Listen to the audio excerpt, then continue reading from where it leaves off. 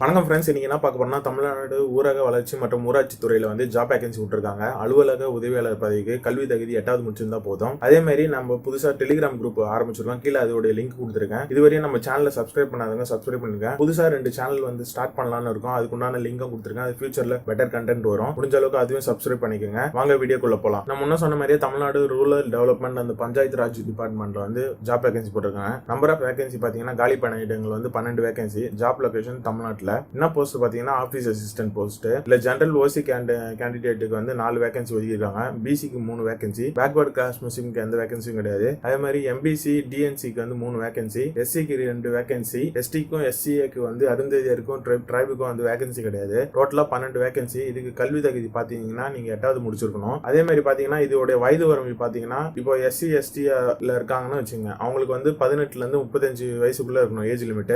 இதே backward class Muslim, backward class, அதே மாதிரி எம்பிசி டிசி அவங்களுக்குலாம் பாத்தீங்கன்னா 18ல இருந்து 32க்குள்ள இருக்கணும். அதர் கேண்டிடேட்ஸுக்கு பாத்தீங்கன்னா உங்களுக்கு 18ல இருந்து 30 இருக்கணும். இப்போ ஓசி ஜெனரல் கேட்டகரியில இருக்கவங்களுக்கு 18ல இருந்து 30 இருக்கணும்.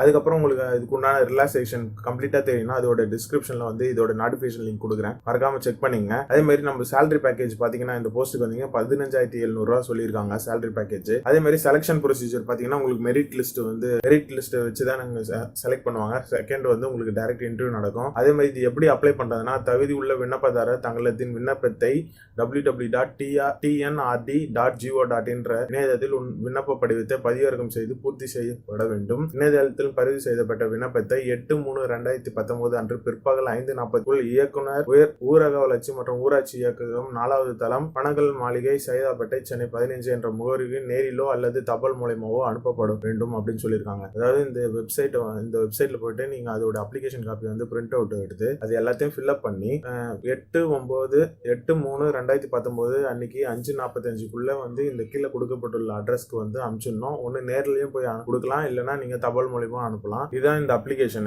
இந்த அப்ளிகேஷனுக்கு நான் கீழே இருக்க டிஸ்கிரிப்ஷன் பேஜ்ல கொடுக்குறேன், மறக்காம செக் பண்ணிங்க. என்ன போட்டிருக்காங்க பாத்தீங்கன்னா, ஊரக வளர்ச்சி மற்றும் ஊராட்சி இயக்கம் சென்னை 15 அலுவலக உதவியாளர் பணியிடத்திற்கான விண்ணப்ப படிவம் போட்டிருக்காங்க. உங்க ரைட் ஹேண்ட் சைட்ல வந்து உங்க போட்டோ ஓட்டிடுங்க. உங்க பேரு இதே ஆனா பெண்ணான்னு சொல்லிட்டு கீழே மென்ஷன் பண்ணுங்க. தந்தை பேரு, கல்யாணம் இருந்தாங்கன்னா கணவர் பேரு, பாதுகாப்பாளர் பேரு இது எழுதுங்க.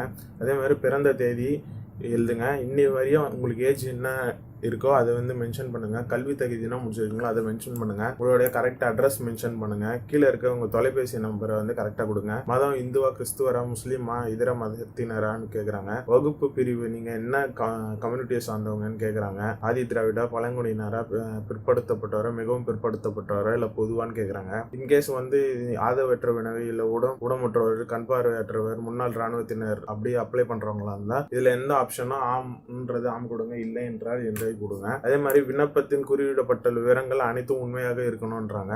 தேர்வுக்கு முன்னதோ அல்லது பிறகோ விவரங்கள் தவறு என்பது, அதாவது நீங்க கொடுக்குற டீட்டெயில்ஸ் வந்து எக்ஸாமுக்கு அப்புறம் இதுக்கு அப்புறம் தவறாக இருந்ததுன்னா தக்க நடவடிக்கை எடுக்கப்படும்.